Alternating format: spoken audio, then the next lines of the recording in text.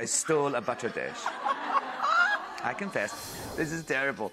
So I was doing this film Emma in Dorset and Devon. Oh, is this the Martinis? Yeah, I stole it. Toni Collette was in it. Yeah. She's great, and I love her. And we were having drinks. She never had a martini before. I was like, what?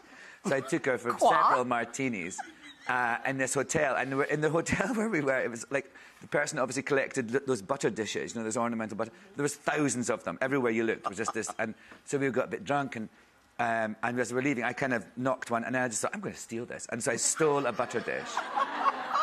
I confess, I stole the butter dish, not thinking about anything of it. A couple of days later, I was back in London. Toni calls me and goes, Alan, you've got to, where's that butter dish? I was like, what? And she goes, the man who owns the place where we ate needs to get his butter. It's one of his favourite butter dishes in his butter dish collection. I was like, what? What was he leaving on the table for then? And he said, and that hotel is where Gwyneth, she was playing Emma, Gwyneth Paltrow and her then boyfriend, Brad Pitt, were staying in that hotel, and they were going to be evicted if I didn't find the butter dish. If he didn't come up with the butter dish. And I was like, what? I don't know where the butter dish is. I have no recollection of it.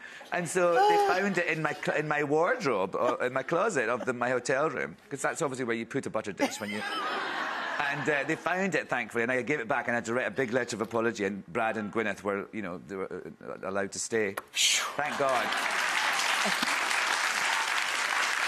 I also love the juxtaposition of you being the only person in history that's done a Stanley Kubrick film back with this working with the Spice Girls. Yes. Spice World. I did Eyes Wide Shut and immediately went on to Spice World, the movie. And, you know, they weren't that dissimilar in terms of...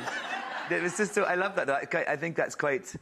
Both films I really, really enjoyed. And both... I think that's quite me. It's quite, you know, that eclecticism. I think it's really important to have very disparate sort of experiences. I think it helps both things. But I loved it. I loved Stanley. I write about a chapter about that at the time with him, and it was a very small part, but it really reinvigorated me about acting, and I just adored the Spice Girls. It was like the height of their thing, and I was just dancing around London for a summer. I got taught the dance moves to the Spice Girls songs by the Spice Girls themselves. I mean, it doesn't get much better than that. I mean, I don't want to be a spoiler, but this book is a great visit. I mean, you'll find it impossible to put down. It's truly just another epic. Oh, bless you. Epic book. I love it. Thank you so much, Rachael. Thank you. So, Baggage, Tales from a Fully Packed Life. It's available now.